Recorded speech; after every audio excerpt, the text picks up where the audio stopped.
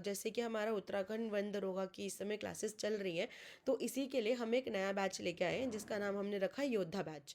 ठीक है, अगर आपको इस बैच के बारे में कोई भी और जानकारी चाहिए तो आप नीचे दिए हुए नंबर पे कॉल कर सकते हैं। और अगर अभी तक आप लोगों ने हमारा योद्धा बैच नहीं लिया है तो this is the right time to purchase the Yoddha batch.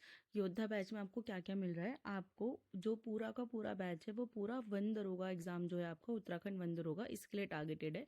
यही हमारा लक्ष्य है और इसी को हमें आपसे क्रैक करवाना है। फिर आपको हर क्लास के बाद में PDF नोट्स मिलेंगे। फिर आपको लाइव प्लस रिकॉर्डेड क्लासेस मिलेंगी आपके मैक्सवेल सर ऐप पे।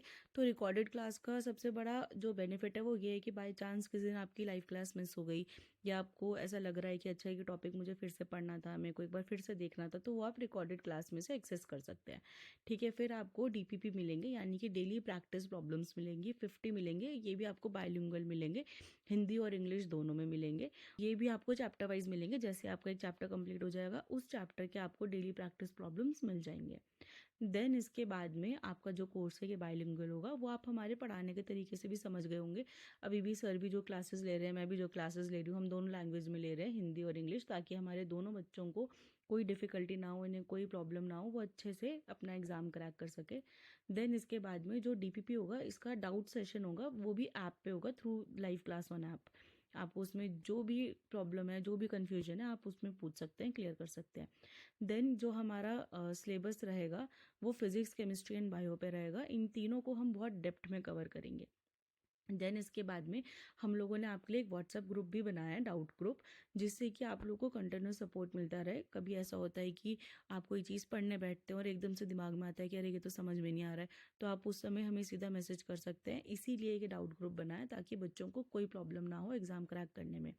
और इसी के साथ में आपको एक फ्री टेस्ट सीरीज़ मिलेगा। सो ये टेस्ट सीरीज़ बच्चे नॉर्मली भी परचेज़ कर सकते हैं, जो सोच रहे होंगे कि भाई हमने ऑलरेडी सब कुछ कर लिया है, हमने ऑलरेडी पढ़ाई कर ली है, बस टेस्ट सीरीज़ बच रही है, तो वो सिंगल टेस्ट सीरीज़ भी परचेज़ कर सकते हैं। लेकिन जो हमारा योद्धा बैच परचेज़ करेगा उसको ये टेस्ट सीरीज़ जो है ये फ्री में मिलेगी। ये 1 फरवरी से स्टार्ट होगा एंड इसमें आपके 30 चैप्टर वाइज टेस्ट होंगे और 30 आपके फुल लेंथ टेस्ट होंगे। ठीक है, तो इस समय जो बैच का प्राइसिंग है इट इज़ 1100। ठीक है, ये फेब्रवरी तक जो हमारा फेब्रवरी तक पूरा 1100 ही इसका कॉस्ट रहने वाला है। देन उसके बाद में इसका कॉस्ट जो है वो 1400 हो जाएगा, दैट इज़ 1399। तो वी वुड रिकमेंड यू कि आप जल्दी से जल्दी क्लास ज्वाइन करें, क्योंकि 1 तारीख से हमारी क्लासेस चालू होने वाली हैं, सो डैट आप हमारी लाइव क्लासेस भी देख सकें। स्वागत है आप सबका अपने यूट्यूब चैनल में रोजगार उत्तराखंड। अभी तक हमने बात करी थी सर्कुलेटरी सिस्टम में यानी परिसंचारण तंत्र में, कि हमारा जो सर्कुलेटरी सिस्टम है वो क्यों इम्पोर्टेंट है, किस लिए इम्पोर्टेंट है। जो हमारा परिसंचालन तंत्र होता है, जो हमारा सर्कुलेटरी सिस्टम होता है, उस वो होता क्या है, वो किस किस चीज़ से मिलके बना है। फिर हम लोगों ने बात करी थी कि हमारी बॉडी में किस किस टाइप के फ्लूइड्स होते हैं, किस किस टाइप के हमारे तरल माध्यम होते हैं। फिर हमने बात करा था कि जो ब्लड वेसल्स होती हैं हमारी, वो किस तरह की होती हैं, वो कितने प्रकार की होती हैं, और उनके बारे में हमने जाना था। ठीक है, तो अब आगे बढ़ते हैं हम अपने ब्लड के बारे में। ठीक है, तो ब्लड भी हमारा एक तरीके का फ्लूइड है बॉडी का, एक तरल पदार्थ है बॉडी का। ठीक है, तो जो ब्लड है इसकी कुछ प्रॉपर्टीज़ होती है, तो पहले हम इसकी प्रॉपर्टीज़ के बारे में बात करते हैं। सबसे पहली प्रॉपर्टी होती है ब्लड की कि इट इज़ नेवर स्टेशनरी, मतलब ये कभी भी रुकता नहीं है। जो आपका ब्लड है ये हमेशा चलता रहेगा। ठीक है, ब्लड आपको कभी भी रुका हुआ नहीं दिखेगा, ये हमेशा मोशन में ही होता है। ठीक है, तो जो हमारा ब्लड होता है वो हमारे हार्ट से हमारी आर्टरीज में जाता है, और देन हमारी जो आर्टरीज होती है यानी जो हमारी धमनियाँ होती है उनसे वेन्स में जाता है, यानी कि हमारी शीरा में जाता है। ठीक है, एंड देन फिर शीरा से वापस हमारे हार्ट में आता है। तो ये हमारा कुछ इस टाइप से चलता है कि जैसे ये हमारा हार्ट है और ये हमारी आर्टरीज है। ठीक है, ये ऊपर की तरफ जा रही है, ये नीचे की तरफ जा रही है। ठीक है, तो जो ये हमारी आर्टरीज है ये हमारी जाके आगे मिलेंगी, यहाँ पे ये कैपिलरीज में डिवाइड होंगी, फिर देन इसके बाद में ये यहाँ पे वेन्स में बनेंगी, एंड फिर ये यहाँ पे दोबारा हार्ट पे वापस आएगा। सेम हमारा जो आर्टरीज हमारी ऊपर की तरफ जा रही है, यानी कि जो धमनियाँ हमारी हमारे ऊपर की हेड की तरफ जा रही हैं, ठीक है, उनके साथ भी सेम होता है कि ये यहाँ पे जाके कैपिलरीज बनती हैं।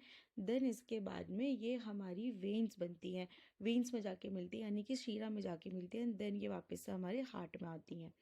ठीक है। तो इस टाइप से कुछ जो है हमारा जो ब्लड है ये मूवमेंट में होता है।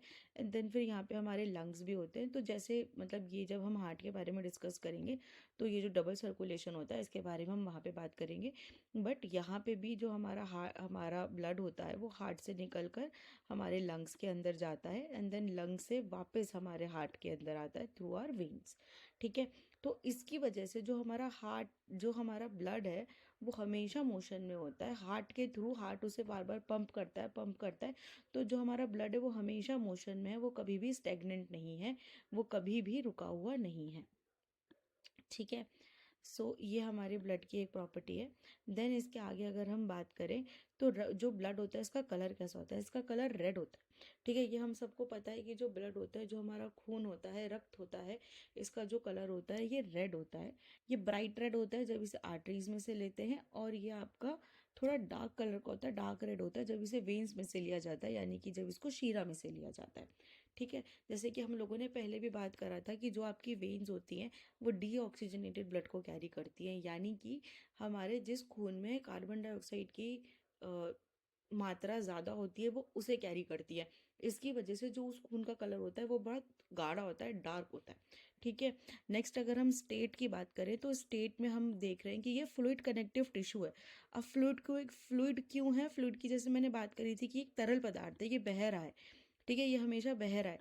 जब ये बह रहा है यानी कि ये क्या है? ये एक तरल पदार्थ है। ये एक जो इसकी कंसिस्टेंसी, जो इसकी स्टेट है वो फ्लूइड है, लिक्विड है, तरल है। ठीक है। तो इस वजह से जो इसकी स्टेट में हम बात कर रहे हैं, हम बात कर रहे हैं कि ये लिक्विड होता है, फ्लूइड होता है, तरल होता है। ठीक है। कनेक्टिव टिश्यू हम इसको क्यों बोलते हैं? कनेक्टिव टिश्यू हम इसको इसलिए बोलते हैं क्योंकि जो हमारा ब्लड है ये एक ऑर्गन से दूसरे ऑर्गन को जोड़ता है। अब अगर हम देखें, अगर हम यहीं पे बात करें तो ये हमारा हार्ट है। ठीक है। बच्चों सॉरी, यहाँ पे अच्छे से ना बहुत ज़्यादा सही से ड्रॉ हो नहीं पा रहा है, बट समझ जाना कि ये हमारा हार्ट है, ये हमारी एओर्टा है जो यहाँ से निकल रही है। ठीक है। और यहाँ पे हमारे लंग्स है। ठीक है। तो जो हमारा ब्लड है वो हमारे हार्ट से निकल के पहले लंग्स में जा रहा है, फिर लंग्स से हार्ट में आ रहा है। ठीक है। फिर हार्ट से हमारे ब्रेन तक जा रहा है। ठीक है। फिर हार्ट से हमारे ब्रेन तक जा रहा है, फिर हमारे हाथों में जा रहा है, फिर नीचे की साइड हमारे पैरों में जा रहा है, दोनों पैरों में हमारे ब्लड का फ्लो हो रहा है। ठीक है। हमारी किडनीज में जा रहा है। ठीक है। तो इसका मतलब ये है कि हर एक एक ऑर्गन जो है हमारा वो एक दूसरे से जुड़ा हुआ है। ठीक है। जो भी हमारे हार्मोन मूव कर रहे हैं, अब यहीं पे हमारा गट भी होता है। गट यानी कि हमारा जो डाइजेस्टिव सिस्टम होता है, हमारा हमारा हमारा स्टमक होता है, हमारा लीवर होता है। तो जो हमारा ब्लड है वो इन सब को आपस में कनेक्ट करता है, सबको, हमारी पूरी बॉडी को ये आपस में इस टाइप से कनेक्टेड रखता है। सॉरी, ये जो डायग्राम है थोड़ा सा हिला हुआ बन गया, लेकिन आई होप कि आप लोग को समझ में आया होगा मैं क्या बताना चाह रही थी। ठीक है। तो इस वजह से इसको कनेक्टिव टिश्यू बोला जाता है, क्योंकि ये सबको आपस में कनेक्टेड रखता है, हमारे सारे ऑर्गन्स को, हमारे सारे बॉडी पार्ट्स को ये एक दूसरे से कनेक्टेड रखता है। ठीक है। देन अगर हम टेस्ट की बात करें, यानी कि इसके स्वाद की बात करें, तो इसका जो स्वाद है वो थोड़ा सा मेटालिक होता है और थोड़ा सा नमकीन होता है। अब इसका स्वाद मेटालिक क्यों होता है? क्योंकि जो हमारा ब्लड है उसमें आयरन होता है, यानी कि उसमें हमारा Fe होता है, आयरन। ठीक है। तो जो आयरन प्रेजेंट है, आयरन की वजह से ही जो इसका स्वाद होता है वो थोड़ा सा मेटालिक होता है। आपने कभी अगर आयरन की टैबलेट्स खाई होंगी तो वो भी थोड़ी सी मेटालिक जैसा स्वाद देती हैं, तो वो इसी वजह से देती हैं। ठीक है। देन अगर हम इसके पीएच लेवल की बात करें तो जो इसका पीएच होता है, जो ब्लड का हमारे पीएच होता है वो एल्कलाइन होता है। और ये जो हमारा पीएच होता है ये 7.3 से 7.4 के बीच में होता है। ठीक है। ऑब्वियसली अगर हमारे ब्लड का जो पीएच है वो एसिडिक होगा तो हम अंदर से ही जल जाएंगे, बॉडी पूरी जल जाएगी। तो इसकी वजह से जो इसका है एल्कलाइन होता है। ठीक है। न्यूट्रल भी नहीं रह सकता क्योंकि हमारे ब्लड में बहुत सारे आयंस होते हैं, बहुत सारी चीज़ें होती हैं, जिसकी वजह से जो पीएच है वो हमारा सूटेबल एल्कलाइन पीएच होता है। ठीक है। देन विस्कोसिटी की बात करें, विस्कोसिटी का मतलब होता है चिपचिपाहट, मतलब कि ये कितना ज़्यादा हैवी है, कितनी इसकी फ्लूइडिटी है। अब जिस लेवल से जो हमारा ब्लड है वो फ्लो करता है उस पर विस्कोसिटी जो है वो डिपेंड करती है। बाकी विस्कोसिटी आपको मैक्सवेल सर ने भी बहुत अच्छे से एक्सप्लेन करी हुई है, उसकी वीडियोस हैं, यहाँ ऊपर आई बटन में मैं वीडियो छोड़ दूंगी, उसे क्लिक करके आप देख सकते हैं। ठीक है। तो जो विस्कोसिटी है इसकी, यानी कि जो इसका चिपचिपाहट है, वो पानी से गाढ़ी होती है, क्योंकि जो ब्लड होता है उसमें सेल्स प्रेजेंट होते हैं। ब्लड में आपके आरबीसी होते हैं, डब्ल्यूबीसी होते हैं, प्लेटलेट्स प्रेजेंट होती है, आपका प्लाज्मा प्रोटीन्स प्रेजेंट होते हैं। तो उसकी वजह से ये थोड़ा ज़्यादा गाढ़ा होता है, इसकी इसकी जो विस्कोसिटी होती है वो ज़्यादा होती है। ठीक है। अब बात आती है वॉल्यूम की। वॉल्यूम यानी कि आयतन, कि हमारी बॉडी में कितना ब्लड जो है वो प्रेजेंट होता है। तो 5 से 6 लीटर ब्लड, ठीक है, 5 से 6 लीटर ब्लड जो है, ये एक एवरेज ह्यूमन जो होता है, अडल्ट ह्यूमन, उसकी बॉडी में प्रेजेंट होता है। ये जो क्वेश्चन है कि कितना लीटर ब्लड होता है हमारी बॉडी में, ये कई बार पूछ लिया जाता है, और ब्लड का पीएच भी पूछा जाता है। तो ये दोनों चीज़ें आप अच्छे से याद रखना। एंड कई बार मतलब ये तो नॉर्मल एग्जाम में भी कई बार पूछा गया है कि हम ब्लड को कनेक्टिव टिश्यू क्यों कहते हैं। तो ये चीज़ याद रखना, कनेक्टिव टिश्यू का मतलब ये है कि जो सबको साथ में जोड़ रहा है। ठीक है। संयोजी ऊतक, संयोजी ऊतक यानी कि जो इनको सबको साथ में जोड़ रहा है, इसको इसीलिए बोला जा रहा है क्योंकि ये हमारे हर एक बॉडी पार्ट को, हर एक सेल को, हर एक टिश्यू को आपस में जोड़ता है। ठीक है। तो चलिए आगे चलते हैं। अब अगर हम बात करें कंपोजिशन ऑफ ब्लड की, कंपोजिशन ऑफ ब्लड का मतलब है कि हमारे ब्लड में क्या क्या है, संरचना क्या है हमारे ब्लड की। ठीक है। क्या क्या हमारे ब्लड में प्रेजेंट है। ठीक है। तो जो ब्लड है हमारा, इसके मेनली दो कंपोनेंट होते हैं। दो कंपोनेंट इसके कौन से होते हैं? एक होता है इसका प्लाज्मा, और एक होता है इसके फॉर्म्ड एलिमेंट्स, या फिर इन जो फॉर्म्ड एलिमेंट्स होते हैं इन्हें हम सेल्यूलर एलिमेंट्स भी कहते हैं। ठीक है। इनको निर्मित तत्व भी बोला जाता है। अगर हम इन्हें फॉर्म्ड एलिमेंट्स बोला जाए तो इन्हें निर्मित तत्व भी बोला जाता है, लेकिन इनका नाम रुधिर कानिका भी होता है हिंदी में। ठीक है। तो ये दो मेन पार्ट होते हैं ब्लड के, जिनको मिलके ब्लड बना होता है।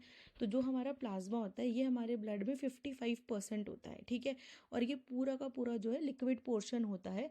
जो हमारा प्लाज्मा होता है ये थोड़ा येलो कलर का होता है, पीले कलर का होता है ये। ठीक है। येलो कलर का होता है।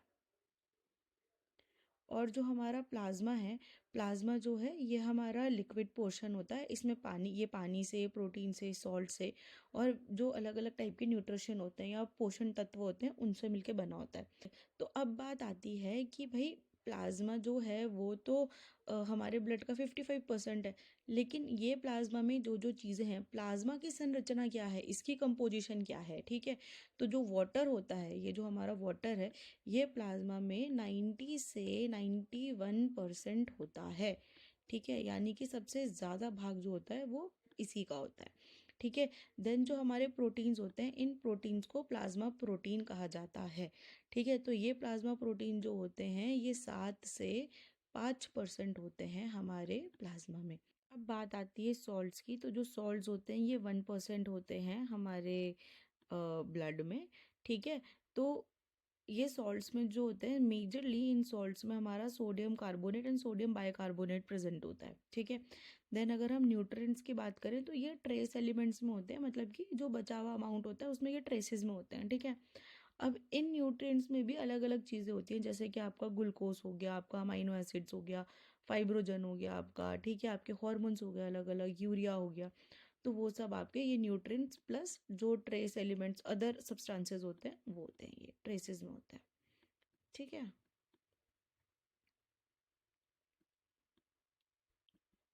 ठीक है। अब इसके बाद में हम अगर आगे चलें तो अगर हम बात करें कि फॉर्म्ड एलिमेंट्स, यानी कि हमारे जो निर्मित तत्व होते हैं, या जो हम सेल्यूलर एलिमेंट्स जिनको हम बोलते हैं, या फिर रुधिर कनिका कनिका जिनको बोला जाता है। ठीक है। तो वो क्या क्या होते हैं? अब ये होते हैं हमारे जो इनको सेल्यूलर एलिमेंट इसीलिए बोला जाता है क्योंकि इनका शेप होता है, स्ट्रक्चर होता है, और ये विजिबल होते हैं। ठीक है। मतलब इनका ना कोई आकार है। ठीक है। इसकी वजह से आकार है, इनको हम अगर हम माइक्रोस्कोप के नीचे देख रहे हैं तो ये हमें दिख रहे हैं, तो इस वजह से इनको बोला जाता है फॉर्म्ड एलिमेंट, या सेल्यूलर एलिमेंट, या फिर रुधिर कनिका। ठीक है। तो इसमें हमारे आते हैं रेड ब्लड सेल्स, यानी कि हमारे आरबीसीज, फिर आते हैं हमारे वाइट ब्लड सेल्स जिनको हम कहते हैं डब्ल्यूबीसीज, और फिर आती है हमारी प्लेटलेट्स। अब रेड ब्लड सेल्स का एक नाम और होता है जो कि होता है इरिथ्रोसाइट्स। फिर हमारे वाइट ब्लड सेल्स का नाम होता है ल्यूकोसाइट्स, और हमारी ब्लड प्लेटलेट्स का नाम होता है थ्रोम्बोसाइट्स। इनको हिंदी में भी यही बोला जाता है, ठीक है। इरिथ्रोसाइट्स जो है उसमें इरिथ्रो का मतलब होता है रेड, इसलिए उसे इरिथ्रोसाइट्स बोला जाता है। ऐसे ही वाइट ब्लड सेल्स को जो ल्यूकोसाइट्स बोलते हैं उसमें ल्यूको का मतलब होता है वाइट, तो इसलिए उसको ल्यूकोसाइट्स बोला जाता है, ठीक है। अब अगर हम बात करें कि हमारे ब्लड में जो जो अभी हमने बात करा था कि भाई प्लाज्मा होता है, फिर हमारे जो है सेल्यूलर एलिमेंट्स या फॉर्म्ड एलिमेंट्स होते हैं, उसमें आरबीसी, डब्ल्यूबीसी, प्लेटलेट्स होता है, ठीक है। अब अगर हम इसके बारे में थोड़ा डिटेल में बात करें, प्लाज्मा प्रोटीन और अदर सॉल्यूट्स के बारे में तो हम ऑलरेडी बात कर चुके हैं कि भाई प्लाज्मा में हमारा 90 से 92% हमारा पानी होता है, ठीक है। और हमारा जो प्रोटीन्स होते हैं वो हमारे 7 से 5% होते हैं, ठीक है। और जो हमारे इनऑर्गेनिक सॉल्ट्स होते हैं वो 1% होते हैं, और जो हमारे अदर एलिमेंट्स होते हैं वो ट्रेसेस में होते हैं। इसके बारे में तो हमने ऑलरेडी बात कर ली। अब हम अगर बात करें जो हमारे red blood cells, white blood cells और प्लेटलेट्स हैं, यानी कि जो हमारे फॉर्म्ड एलिमेंट्स हैं, जो हमारे सेल्यूलर एलिमेंट्स हैं, या जो हमारे रुधिर कणिकाएं हैं।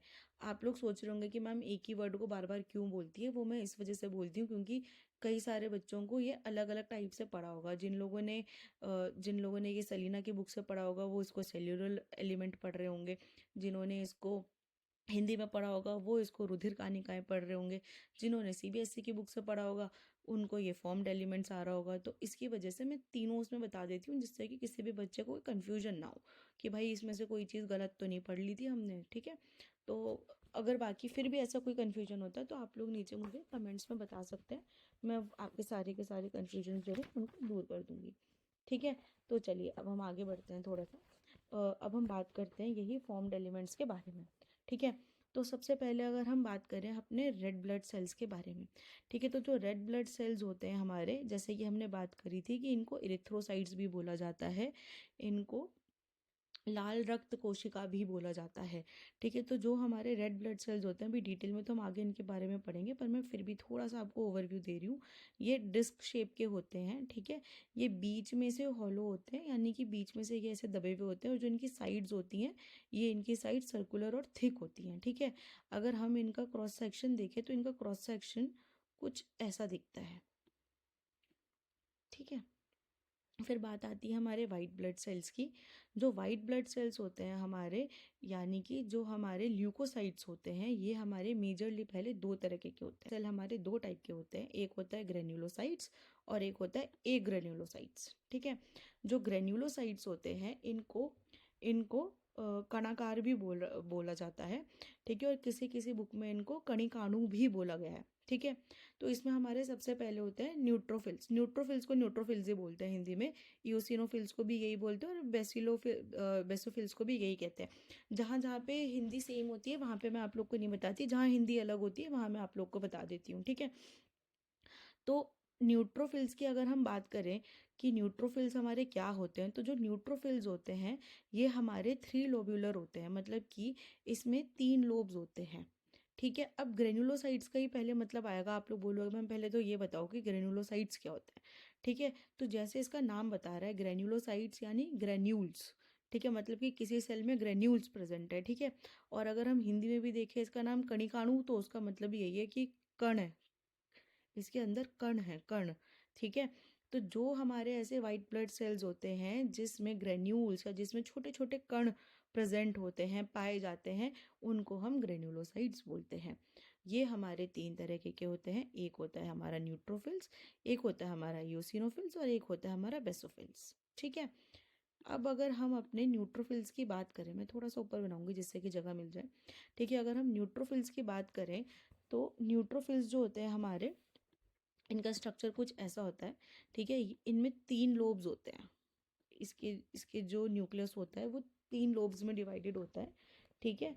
और इसका जो साइटोप्लाज्म होता है उसमें ग्रेन्यूल्स प्रेजेंट होते हैं, थोड़े छोटे छोटे ग्रेन्यूल्स होते हैं इसमें, ठीक है। और ये 3 लोब में डिवाइडेड होता है। अब इसमें जो स्टेन होता है वो जो न्यूट्रलाइज होती है उनसे ये स्टेन हो जाता है, और इनका जो फंक्शन होता है ये बैक्टीरिया को इनगल्फ करने का इनका फंक्शन फंक्शन होता है, जिसे हम फैगोसाइटोसिस भी बोलते हैं, ठीक है। अब फेगोसाइटोसिस क्या होता है वो मैं आप लोगों को आगे समझाऊंगी, लेकिन वाइट ब्लड सेल्स के जो टाइप है वो मैं आपको डिटेल में इसी से बताने वाली हूँ। ठीक है। बाकी वाइट ब्लड सेल्स के जो फंक्शन है, जो ओरिजिन होता है, उनकी जो लाइफ होती है, मरते कैसे हैं, बनते कैसे हैं, वो सब मैं आगे बताऊंगी। लेकिन इसके टाइप्स के बारे में मैं आपको पूरा डिटेल में इसी स्लाइड में समझा रही हूँ, तो आप लोग अच्छे से उसको नोट कर लीजिएगा। ठीक है। तो फिर से एक बार बता देती हूँ कि जो न्यूट्रोफिल्स होते हैं ये हमारे ग्रेन्युलोसाइट्स का एक टाइप होते हैं ग्रेन्युलोसाइट्स का। ठीक है। इसका जो न्यूक्लियस होता है वो 3 से 4 लोब उसमें होते हैं, लेकिन जर्नली 3 ही लोब उसमें होते हैं। ठीक है। देन इसके बाद में यहाँ पे जो आपका साइटोप्लाज्म है, ठीक है, उसमें आपके ग्रेन्यूल्स प्रेजेंट होते हैं, यानी कि आपके कण जो है वो प्रेजेंट होते हैं, और ये नेचुरल डाई से स्टेन हो जाते हैं। ठीक है। अब इनका सबसे बड़ा फंक्शन क्या होता है कि ये किसी भी बैक्टीरिया को खा जाते हैं, इनगल्फ कर लेते हैं उसको। ठीक है। फेगोसाइटोसिस करते हैं। इसके बाद है हमारे इओसिनोफिल्स। अब इओसिनोफिल्स जो हैं हमारे, ये भी हमारे ग्रेन्युलोसाइट्स के ही टाइप होते हैं, तो इसलिए इनके भी साइटोप्लाज्म में तो ग्रेन्यूल्स होंगे ही होंगे। लेकिन अब इसमें और न्यूट्रोफिल्स में क्या अंतर होता है कि जो इओसिनोफिल्स होता है, एक तो इसके सिर्फ न्यूक्लियस में 2 ही लोब्स होते हैं।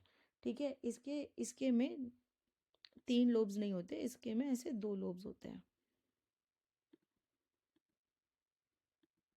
थोड़ा अच्छे से बना देती हूँ एक बार। ठीक है बच्चों, इसके ये ऐसे करके 2 लोब्स होते हैं, और जो इसमें हमारे ग्रेन्यूल्स होते हैं थोड़े बड़े बड़े ग्रेन्यूल्स होते हैं। ठीक है। जैसे उसमें तो हमारे छोटे छोटे ग्रेन्यूल्स थे, इसमें हमारे थोड़े बड़े बड़े ग्रेन्यूल्स होते हैं। ठीक है। ये अंतर होता है न्यूट्रोफिल्स में और इओसिनोफिल्स में।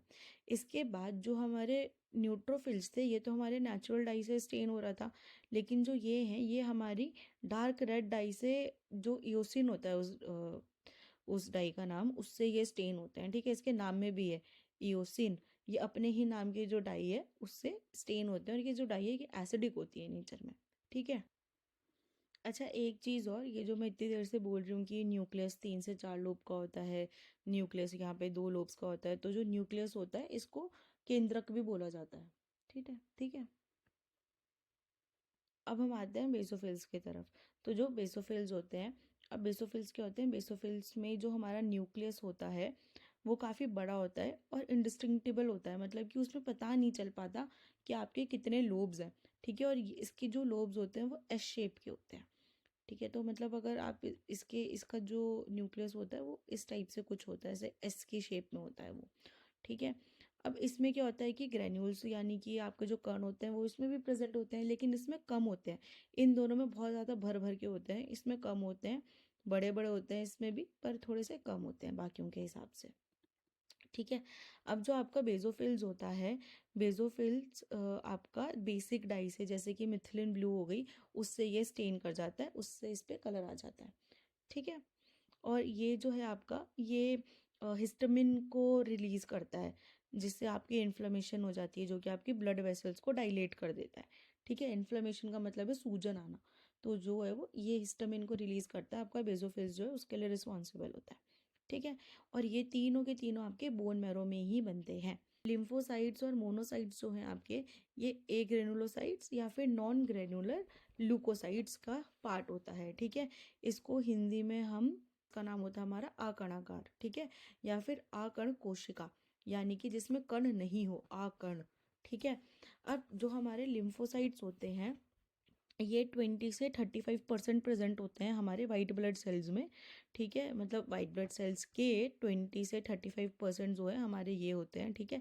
देन हमारे जो मोनोसाइट्स होते हैं वो हमारे 3 से 8% होते हैं वाइट ब्लड सेल्स के। ठीक है। न्यूट्रोफिल्स जो हैं ये हमारे सबसे ज़्यादा होते हैं, विच इज़ 55 से 70%। देन हमारे इओसिनोफिल्स जो होते हैं ये 1 से 3% होते हैं, और जो बेसोफिल्स होते हैं ये 0.5 से 1% होते हैं। ठीक है। अब हम आ जाते हैं वापस अपने लिम्फोसाइट्स पे। तो जो इसका साइटोप्लाज्म होता है उसमें ग्रेन्यूल्स नहीं प्रेजेंट होते, उसमें कोई कण नहीं प्रेजेंट होते, तो ये हमारा कुछ ऐसा सा दिखता है। ठीक है। जो इसका न्यूक्लियस होता है इसमें सिंगल न्यूक्लियस होता है और बहुत बड़ा न्यूक्लियस होता है। ये सबसे छोटा आपका सबसे छोटे WBC होते हैं, सबसे छोटे वाइट ब्लड सेल्स होते हैं आपके, जो लिम्फोसाइट्स होते हैं, और ये रिस्पॉन्सिबल होते हैं एंटीबॉडी के प्रोडक्शन में। ये बनते हैं हमारे बोन मैरो में और लिम्फ ग्लैंड्स में भी बनते हैं। लिम्फ ग्लैंड्स हो गए जैसे हमारे स्प्लीन होते हैं, टॉन्सिल्स होते हैं, तो ये वहाँ पे भी इनका प्रोडक्शन होता है। ठीक है, अब जो हमारे मोनोसाइट्स होते हैं, अच्छा अब एक मज़ेदार चीज़ ये है कि जो हमारे ये नॉन ग्रेन्युलर WBCs हैं, इन दोनों में सबसे मस्त बात क्या है कि जो लिम्फोसाइट्स हैं ये तो सबसे छोटे WBCs होते हैं, वहीं जो हमारे मोनोसाइट्स हैं ये सबसे बड़े WBCs होते हैं। तो they are larger than any other WBCs। ठीक है, अब इनके अंदर जो न्यूक्लियस होता है वो भी काफ़ी बड़ा होता है, लेकिन वो किडनी शेप का होता है। ठीक है, काफ़ी बड़ा होगा और वैसे किडनी की शेप का होगा। ठीक है, अब इसके बाद में क्या होता है आपका कि जहाँ पे भी हमारे इन्फेक्शन हुआ हुआ होता है, ठीक है, तो ये वहाँ पे जाकर ये काम करते हैं और ये वहाँ पे ट्रांसफॉर्म हो जाते हैं मेगोफेग्स में। हम्म, ठीक है, अब ये क्या काम करते हैं कि ये जहाँ पे भी इन्फेक्शन हुआ होता है ये उस साइड पे जाते हैं और जो जर्म्स होते हैं उन्हें इंजेस्ट कर लेते हैं, मतलब कि उन्हें डाइजेस्ट कर लेते हैं, खा जाते हैं, उन्हें ख़त्म कर देते हैं बिल्कुल। ठीक है, और ये भी हमारे बोन मैरो में ही प्रोड्यूस होते हैं। ठीक है, अब बात आती है हमारे प्लेटलेट्स की कि भाई हमारे प्लेटलेट्स क्या होते हैं। तो प्लेटलेट्स को हम थ्रोम्बोसाइट्स भी कहते हैं, जहाँ पे ये सारे बड़े बड़े सेल्स हैं। सबसे छोटा हमारा प्लेटलेट होता है, फिर प्लेटलेट से थोड़े से बड़े हमारे रेड ब्लड सेल्स होते हैं और रेड ब्लड सेल से बड़े हमारे वाइट ब्लड सेल्स होते हैं। ठीक है, तो जो प्लेटलेट्स होती हैं हमारी, जो थ्रोम्बोसाइट्स होते हैं हमारे, ये कुछ इस टाइप के दिखते हैं, ऐसे छोटे छोटे होते हैं। प्लेटलेट्स जो है हमारी ये मेनली हमारे ब्लड क्लॉटिंग में हेल्प करती है। अगर प्लेटलेट्स जो है हमारी उसका काउंट कम हो जाए, उसका काउंट गिर जाए, तो हमारा जो ब्लड है वो क्लॉट नहीं होगा, उसकी वजह से हमारी इंटरनल ब्लीडिंग भी हो सकती है और हमारी मतलब बॉडी के आउटसाइड भी ब्लीडिंग हो सकती है, जिससे कि डेथ भी हो सकती है। ठीक है, तो जैसे किसी को डेंगू वगैरह हो जाता है तो उसमें भी कहते हैं कि प्लेटलेट लॉस हो रहा है, प्लेटलेट का काउंट बहुत ज़्यादा गिर गया है, तो उससे यही सब कॉम्प्लिकेशंस आती हैं कि हमारी बॉडी के अंदर भी इंटरनल ब्लीडिंग हो सकती है, क्योंकि प्लेटलेट्स नहीं है तो फिर हमारा जो ब्लड है वो क्लॉट ही नहीं होगा। एंड अगर बाहर से हमें कोई चोट वोट लग गई तो वहाँ से भी जो ब्लड इतना निकलता रहेगा वो क्लॉट ही नहीं होएगा, क्योंकि प्लेटलेट्स का जो काउंट है वो कम है बॉडी में। ठीक है, आगे चलते हैं। अब इसके बाद हम बात करते हैं अपने रेड ब्लड सेल्स के बारे में। ठीक है, कि हमारे रेड ब्लड सेल्स का स्ट्रक्चर क्या होता है। स्ट्रक्चर से हम चालू करते हैं अपने रेड ब्लड सेल्स के। ठीक है, तो जो रेड ब्लड सेल्स होते हैं हमारे, ये बाइकॉन्केव होते हैं, डिस्क डिस्क लाइक इनका शेप होता है, जैसे कि हमने बात करी थी, जैसे कि आपको यहाँ इस वाले डायग्राम में भी दिख रहा होगा। ठीक है, डिस्क की शेप के हैं ये। ठीक है, डिस्क यानी कि ऐसे जैसे जब हम छोटे थे तो सीडीज वगैरह आया करती थी, मेरे बचपन में तो आती थी, आप लोगों के बचपन में पता नहीं आपने देखी है कि नहीं देखी है, पर जो सीडीज आया करती थी उन्हें बोलते थे डिस्क। ठीक है, तो ये ऐसे डिस्क के शेप के होते हैं, बाइकॉन्केव होते हैं, अंदर की तरफ हल्के से झुकाव होता है इसमें, बाइकॉन्केव होते हैं। ठीक है, इनका जो सेंटर होता है ये फ्लैट होता है और साइड में से ये थिक होते हैं। ठीक है, थिक होते हैं, राउंड होते हैं अपने साइड्स में से। अब ये इस टाइप के क्यों होते हैं, क्योंकि इसमें न्यूक्लियस नहीं प्रेजेंट होता, इनमें न्यूक्लियस नहीं होता, इसकी वजह से ये बीच में से ऐसे हॉलो होते हैं, बाइकॉन्केव होते हैं, ऐसे फ्लैट होते हैं बीच में से। इसका क्रॉस सेक्शन हमने पीछे बात करी थी, इसका क्रॉस सेक्शन कुछ ऐसा दिखता है। ठीक है, ऐसा दिखता है। ठीक है, ऐसे दिखता है इसका क्रॉस सेक्शन, क्योंकि बीच में से हॉलो है, बीच में से फ्लैट है। ठीक है, अब इसके बाद अगर हम इनके साइज़ की बात करें तो इनका साइज़ बहुत छोटा होता है, ये 7 से 8 माइक्रोमीटर होता है इनका जो डायमीटर होता है, बहुत छोटे होते हैं। सॉरी। ठीक है, अब इनका जो एरिया स्मॉल है, ठीक है, और इनका जो ये कॉन्केव शेप है, इसकी वजह से क्या होता है कि इनका सरफेस एरिया बढ़ जाता है, जिसकी वजह से ये ज़्यादा ऑक्सीजन अपने साथ जो है कैरी कर पाते हैं। ठीक है, अब इसके बाद क्या होता है कि इनका जो साइटोप्लाज्म होता है, साइटोप्लाज्म यानी कि इनका कोशिका जो द्वार,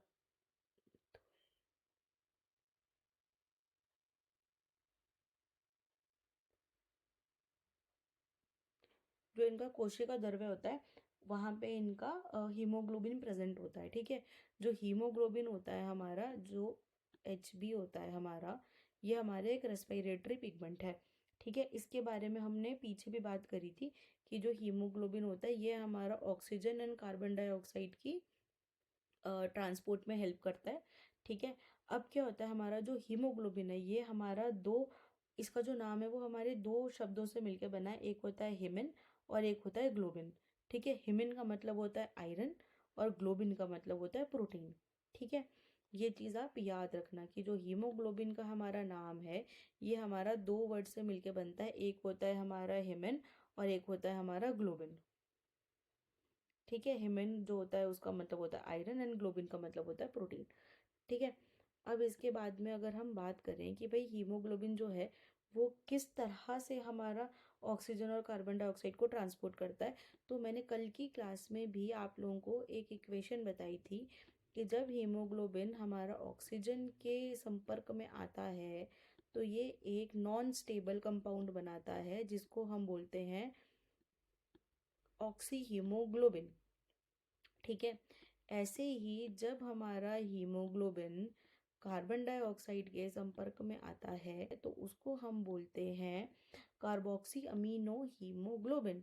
ठीक है, ये दोनों जो हमारे हीमोग्लोबिन के कंपाउंड्स होते हैं ये अनस्टेबल होते हैं, यानी कि ये टूट जाते हैं। ये बाद में ये एक रिवर्सिबल रिएक्शन होती है कि अगर ये जुड़कर ऑक्सी हीमोग्लोबिन बना रहा है तो ये टूट कर हीमो और मतलब हीमोग्लोबिन और ऑक्सीजन को अलग अलग कर देगा। ठीक है, और ऐसे ही सेम हमारा कार्बन के साथ भी होता है। जब ये कार्बन डाइऑक्साइड के संपर्क में आते हैं तो ये हमारा कार्बो अमीनो हीमोग्लोबिन बना देते हैं। ठीक है, लेकिन ये बाद में हीमोग्लोबिन और कार्बन डाइऑक्साइड में अलग अलग कन्वर्ट भी हो जाते हैं और इसी की वजह से हमारे ऑर्गन्स को ऑक्सीजन मिलती है। ये ऑर्गन से ऑक्सीजन लेते हैं और वापस लाके हमारे लंग्स में छोड़ते हैं, जो कि हम बाहर एयर में छोड़ देते हैं। ठीक है, लेकिन अब जो हीमोग्लोबिन है इसको रिएक्ट करना, इसको ये कंपाउंड्स फॉर्म करना बहुत ज़्यादा अच्छा लगता है। ठीक है, तो ये दोनों जो हमारे कंपाउंड अभी तक फॉर्म हुए ये तो हमारे अनस्टेबल कंपाउंड थे, लेकिन इसको एक स्टेबल कंपाउंड बनाने में भी बहुत ज़्यादा मज़ा आता है जिसका नाम होता है कार्बोक्सी हीमोग्लोबिन। अब कार्बोक्सी हीमोग्लोबिन हमारा क्या होता है कि जब हमारा हीमोग्लोबिन कार्बन मोनोऑक्साइड के साथ रिएक्ट करता है तो ये एक स्टेबल कंपाउंड बना देता है, एक नॉन रिवर्सिबल रिएक्शन में ये चला जाता है जिसे हम कहते हैं कार्बोक्सी हीमोग्लोबिन। अब जब ये कार्बोक्सी हीमोग्लोबिन बन गया तो हमारा हीमोग्लोबिन वापस हीमोग्लोबिन और कार्बन मोनोऑक्साइड में कन्वर्ट नहीं हो सकता, यानी कि अब हमारे हीमोग्लोबिन का जो मॉलिक्यूल है ये फ्री नहीं है, तो ये इंटर्न हमारा ऑक्सीजन के साथ भी रिएक्ट नहीं करेगा और हमारे कार्बन डाइऑक्साइड के साथ भी रिएक्ट ये नहीं करेगा। ठीक है, तो इसकी वजह से ही लोगों का दम घुटने की वजह से मौत हो जाती है। ठीक, चलो आगे चलते हैं। आगे अगर हम बात करें तो हम बात करते हैं अपने मेम्ब्रेन के बारे में कि जो हमारा ब्लड है इसका जो सेल मेम्ब्रेन होता है वो कैसा होता है। ठीक है, इसका जो सेल मेम्ब्रेन होता है वो थिक होता है, इलास्टिक होता है और परमिएबल होता है गैसेस के लिए। ठीक है, मतलब कि एक पतली झिल्ली की तरह होता है। ठीक है, लचीला होता है और गैसेस को अंदर बाहर जाने के लिए परमिएबल होता है। अब परमिएबल इसीलिए होता है ये क्योंकि वरना हमारा जो ऑक्सीजन है, जो कार्बन डाइऑक्साइड है वो सेल के थ्रू अंदर बाहर कैसे जाएगा। ठीक है, तो इसलिए ये थोड़ा परमिएबल होता है। ठीक है, अब एक चीज़ और आती है कि जो हमारे रेड ब्लड सेल्स होते हैं इसमें हमारी दो चीज़ें और एब्सेंट होती हैं। एक होता है हमारा माइटोकॉन्ड्रिया। अब हमारा माइटोकॉन्ड्रिया इसमें इस वजह से एब्सेंट होता है ताकि जो ऑक्सीजन ये लेके जा रहा है वो अपने लिए ही यूज़ ना कर ले। ठीक है, क्योंकि मान लो कि अगर ये ऑक्सीजन लेके जा रहा है और इसने खुद के लिए यूज़ कर ली तो सेल के लिए फिर कुछ बचेगी ही नहीं जिन सेल्स को चाहिए, इसलिए इसमें माइटोकॉन्ड्रिया भी एब्सेंट होता है। ठीक है, ऐसे ही इसमें जो हमारा एंडोप्लाज्मिक रेटिकुलम होता है ER, ठीक है, तो हमारा एंडोप्लाज्मिक रेटिकुलम भी इसमें मिसिंग होता है। स्मूथ रफ दोनों एंडोप्लाज्मिक रेटिकुलम इसमें मिस होते हैं हमारे। ठीक है, अब एंडोप्लाज्मिक रेटिकुलम क्यों मिस होता है, क्योंकि ये ना सेल को एक फ्रेमवर्क प्रोवाइड करता है। ठीक है, इसकी वजह से जो सेल होता है वो थोड़ा रिजिड हो जाता है, उसमें ये लचीलापन नहीं आ पाता जो हम इलास्टिसिटी की यहाँ बात कर रहे थे।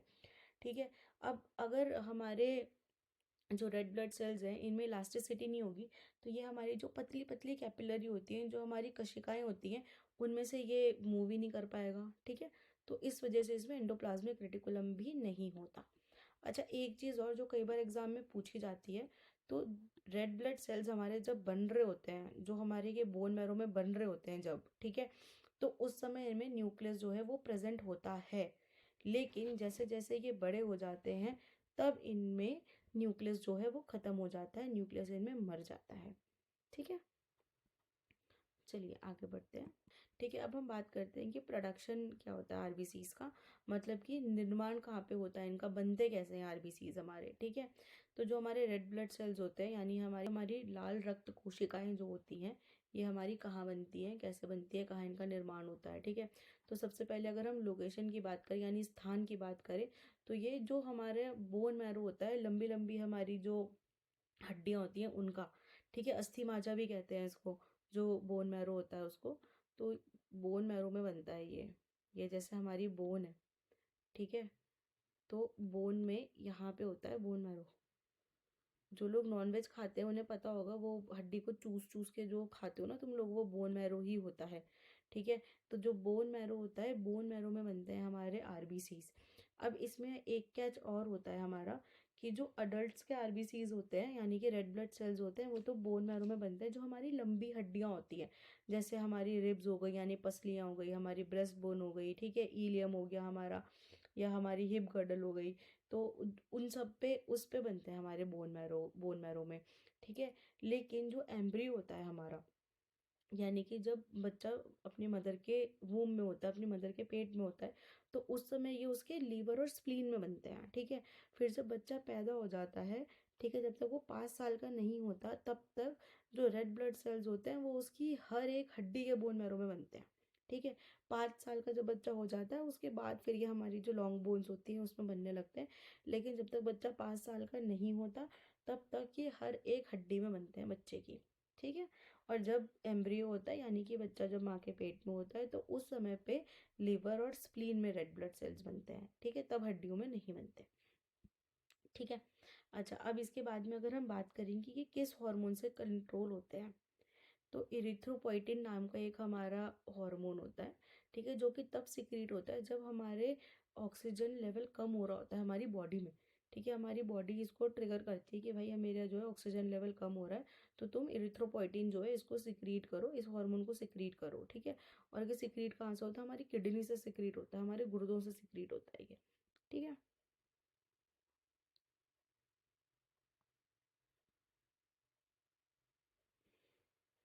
ठीक है, अब इसके बाद अगर हम लाइफ स्पैन की बात करें, तो जो हमारे रेड ब्लड सेल्स होते हैं, ये 120 डेज के ही इनका लाइफ स्पैन होता है।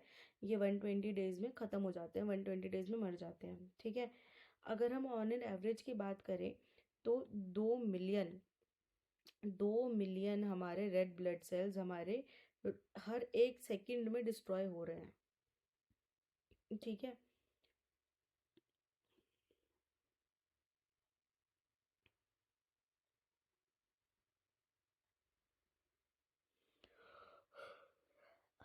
ठीक है, अब ये डिस्ट्रॉय तो हो रहे हैं, लेकिन ये डिस्ट्रॉय कहाँ होते हैं। ठीक है, तो ये या तो बूढ़े हो गए होते हैं, डैमेज हो गए होते हैं, तब ये डिस्ट्रॉय होते हैं, और ये हमारे स्प्लीन में और हमारे लीवर में डिस्ट्रॉय होते हैं। जो हमारा स्प्लीन होता है, इसको हमारा ग्रेवयार्ड भी बोला जाता है आरबीसीज का। स्प्लीन के बारे में हम आगे और ज़्यादा डिटेल में पढ़ेंगे जब हम बात करेंगे लिम्फ के बारे में। ठीक है, तो उस समय हम स्प्लीन के बारे में और आगे डिटेल में बात करेंगे, बट इसे ग्रेवयार्ड बोला जाता है आरबीसीज का, कब्रिस्तान रेड ब्लड सेल्स का, क्योंकि यहाँ पे आके डिस्ट्रॉय होते हैं, और कुछ रेड ब्लड सेल्स जो हमारे वो लीवर में भी डिस्ट्रॉय होते हैं। ठीक है, और हम बात करें कि हमारे डिसऑर्डर कौन से होते हैं जो हमारे रेड ब्लड सेल से रिलेटेड होते हैं। ठीक है, कौन से हमारे विकार होते हैं जो इससे संबंधित हैं। तो सबसे पहला होता है हमारा अमीनिया। ठीक है, अमीनिया का मतलब होता है कि डेफिशिएंसी हो गई है हीमोग्लोबिन की। अब जो हमारा हीमोग्लोबिन होता है, it is responsible for carrying oxygen, ये ऑक्सीजन को कैरी करने के लिए रिस्पॉन्सिबल होता है। ठीक है, तो जो हमारे मेंस होते हैं उसमें इसका कंसंट्रेशन 13 से लेकर 16 होता है। ठीक है, और जो वीमेंस होती हैं उसमें इसका कंसंट्रेशन 11 से लेके 15 होता है। ठीक है, तो जब ये डेफिशिएट हो जाता है, जब इसकी डेफिशिएंसी हो जाती है, कमी हो जाती है, तो क्या होता है कि हमारी बॉडी में बहुत ज़्यादा थकान लगने लगती है, फटीग होने लगता है, सांस ऐसा लगता है कि सांस नहीं ली जा रही, ऑक्सीजन की कमी महसूस होने लगती है, और जो त्वचा है हमारी, जो हमारी स्किन है वो पीली पड़ने लग जाती है, पेल हो जाती है, क्योंकि जो हमारी स्किन का कलर है वो भी अंडरलाइन हमारे ब्लड की वजह से, हमारे जो ब्लड का हीमोग्लोबिन का लाल कलर होता है उसकी वजह से आता है। ठीक है। फिर इसके बाद है हमारा पॉलीसाइथीमिया। जो पॉलीसाइथीमिया है, इसमें क्या होता है कि हमारे जो रेड ब्लड सेल्स है ये बहुत ज़्यादा एक्सेसिव प्रोड्यूस होने लग जाते हैं, माने बहुत ज़्यादा बन जाते हैं, जिसकी वजह से जो हमारा ब्लड है वो बहुत ज़्यादा थिक हो जाता है। अब थिक ब्लड की वजह से क्या होता है कि ये ना जमने लग जाता है, ये सही से फ्लो नहीं करेगा, हमारा जो ब्लड प्रेशर है वो मेंटेन नहीं रहेगा। तो ये भी एक हमारा डिसऑर्डर होता है। नेक्स्ट है हमारा सिकल सेल एनीमिया। जो सिकल सेल एनीमिया है ये एक बहुत ही कॉमन डिसऑर्डर होता है, ठीक है। अब इसमें क्या होता है कि एक जेनेटिक डिसऑर्डर है, ये बहुत कॉमन डिसऑर्डर है। तो इसमें क्या होता है कि जैसे जर्नली जो हमारा हमारा जो सेल है उसका शेप ऐसा है, ठीक है, डिस्क वाला शेप है उसका, ठीक है। सिक्कल सेल एनीमिया में क्या होता है, सिक्कल की शेप का हो जाता है, इसका नाम ही सिक्कल इसलिए, सिक्कल का मतलब होता है कुल वो दाथी जिसे बोलते हैं हम लोग ना, तो दाथी की शेप का हो जाता है, माने कि ऐसा हो जाता है, हाफ मून शेप का हो जाता है सिक्कल के शेप का, ठीक है। इसकी वजह से ये ऑक्सीजन ट्रांसपोर्ट नहीं कर पाता, ठीक है। अब अगर हम आगे चलें तो अब हम आ चुके हैं हमारे वाइट ब्लड सेल्स पे, ठीक है। तो अब हमारे जो वाइट ब्लड सेल्स हैं इनका हम बात करेंगे, इनका स्ट्रक्चर क्या होता है, कैसा होता है, ठीक है। तो जो जैसे हमारे रेड ब्लड सेल्स, हमने रेड ब्लड सेल्स के बारे में बात किया कि भाई हमारे जो रेड ब्लड सेल्स हैं वो एक पर्टिकुलर शेप के होते हैं, ऐसे उनका डिस्क लाइक शेप होता है, ठीक है। लेकिन जो हमारे WBCs होते हैं इनका ऐसा कोई स्ट्रक्चर नहीं होता, इनका ऐसा कोई शेप नहीं होता, इनकी इरेगुलर स्ट्रक्चर होता है। जैसे मैंने बताया था ना कि किसी में 2 लोब हैं, किसी में 1 है, किसी में कोई लोब ही नहीं है, ठीक है। तो इनका थोड़ा सा जो स्ट्रक्चर होता है वो डिफाइंड वैसे भी नहीं होता ही होता, ठीक है। अब अगर हम इनकी साइज़ की बात करें तो जो इनका साइज़ होता है वो भी RBC से बड़ा होता है, ठीक है। ये 10 से 20 माइक्रोमीटर के होते हैं, ठीक है। फिर हम न्यूक्लियस की अगर इनकी बात करें तो इनमें जो न्यूक्लियस है वो प्रेजेंट होता है, और जो इनका न्यूक्लियस होता है वो मल्टी लोब भी होता है।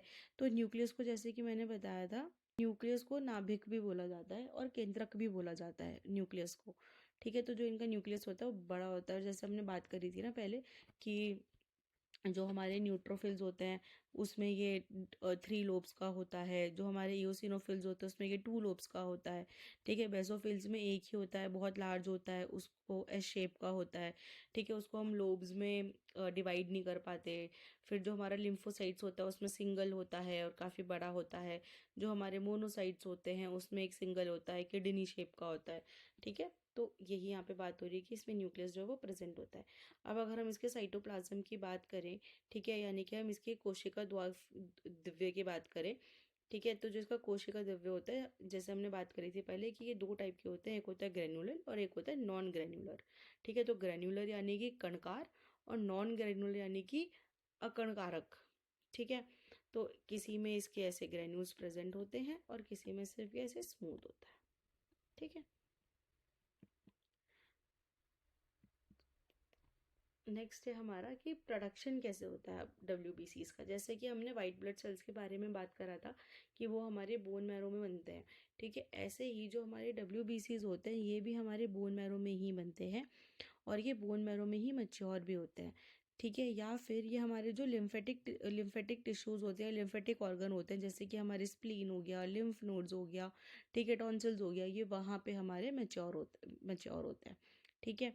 देन इसके बाद में जो इनका लाइफ स्पैन होता है वो दो दो उसमें वैरायटीज़ में होता है। जो हमारे न्यूट्रोफिल्स होते हैं ये तो हमारे 6 से 8 घंटे में ही मर जाते हैं, ठीक है। लेकिन जो हमारे लिम्फोसाइट्स होते हैं, लिम्फोसाइट्स जैसे हमने बात करी थी कि सबसे छोटे WBCs होते हैं हमारे, और लिम्फोसाइट्स जो हमारे स्प्लीन में भी बनते हैं, ठीक है। तो इनका इनका जो टाइम होता है वो कुछ वीक से कुछ ईयर्स तक ये जिंदा रह सकते हैं, ठीक है। अब अगर हम बात करें कि फंक्शन क्या होता है WBCs का, ठीक है, कि ये काम क्या करते हैं जो WBCs हैं, ठीक है। तो जो हमारे WBCs हैं इनका सबसे पहला काम होता है ये इन्फेक्शन से हमें प्रोटेक्ट करते हैं, किसी भी इन्फेक्शन से ये हमें डिफेंस देते हैं, ठीक है। तो ये लोग ये क्या करते हैं कि जैसे मान लो कि ये हमारी एक ब्लड वेसल है, ठीक है। यहाँ पे हमारा एक टिश्यू है, ये हमारा एक टिश्यू इससे अटैच्ड है। इस टिश्यू में यहाँ पे कोई मेरा फॉरेन ऑब्जेक्ट आ गया, ठीक है, ये है जो मेरा ये एक फॉरेन ऑब्जेक्ट है, ठीक है। अब जो मेरा जो WBC है ये क्या करता है कि ये मेरे ब्लड सेल्स हैं और ये मेरा WBC है, ठीक है। तो जो WBCs हैं मेरे, ये इस इन्फेक्शन से लड़ते हैं, ठीक है, ये इस साइट पे पहुँचेंगे, ये इस इन्फेक्शन से लड़ते हैं। ठीक है, अब इस इन्फेक्शन से कैसे लड़ते हैं, तो एक ना पर्टिकुलर एक्शन होता है जिसको हम डाइफिडेसिस कहते हैं। ठीक है, तो डाइफिडेसिस जो है वो क्या होता है, मैं एक बार उसको अच्छे से तुम्हें ड्रॉ करके एक्सप्लेन करती हूँ। इसको हम दोबारा बनाते हैं डायग्राम को। ठीक है, तो ये हमारी एक ब्लड वेसल है। ठीक है, यहाँ पे हमारा एक ये जो है हमारा ये एक वायरस है। ठीक है, ये हमारे रेड ब्लड सेल्स हैं और ये अब हमारा वाइट ब्लड सेल है। ठीक है, तो जो हमारा वाइट ब्लड सेल है ये एक एक्शन करता है, जैसे मैंने बोला था डाइफिडेसिस। अब डाइफिडेसिस क्या होता है कि ये ना यहाँ जो हमारी ब्लड वेसल्स होती हैं इनके बीच में छोटे छोटे से जो होल्स होते हैं, क्योंकि जो हमारी वेसल्स होती हैं वो इस टाइप से बनी होती हैं टिश्यू से। ठीक है, इस टाइप से ये जो टिश्यूज़ होते हैं ये आपस में एक दूसरे से यूं जुड़े हुए होते हैं। ठीक है, तो इनके बीच में ये जो जुड़ाव होता है, ये इनके बीच में जो जगह होती है ना, तो ये क्या करता है कि इस जुड़ाव में से ये क्या करता है, ये जैसे ये जुड़ाव है हमारा। ठीक है, अब ये इस जुड़ाव के बीच में से ऊज आउट करता है। ठीक है, ये मेरा सेल है, इसने अपने आप को ऐसे करके यहाँ से ऊज आउट करा। ठीक है, अब जब ये इतना ऊज आउट हो गया तो उसके बाद में ये यहाँ से पूरा ही ऊज आउट हो जाता है। ठीक है, यहाँ से ये पूरा बाहर निकल जाता है पूरा। ठीक है, अब यहाँ से पूरा बाहर निकलने के बाद ये क्या करता है कि ये सेल होता है, ये जो भी हमारा बैक्टीरिया होता है, इसके साइड साइड में ऐसे करके अपने पूरा का पूरा इसको कवर कर लेता है। ठीक है, सूडोपोडिया बोलते हैं इसको, कि ये इसने अपने सूडोपोडिया बना दिए। ये बाहर निकला, इसने सूडोपोडिया बना दिया, इसको पूरा कवर कर दिया और फिर ये इसको ऐसे करके खा जाता है। ठीक है, अब ये जो हमारा इन्फेक्शन वाला चीज़ होता है ये इसके अंदर यहाँ आ जाता है, ये खा जाता है, इसके बाद इसे ये डाइजेस्ट कर देता है।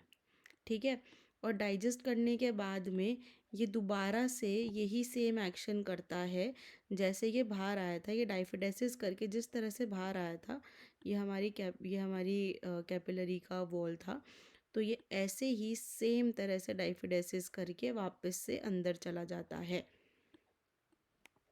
ठीक है, तो ये जो हमारा जो यहाँ कैपिलरी से बाहर निकलने वाला एक्शन है इसे हम डाइफिडेसिस कहते हैं।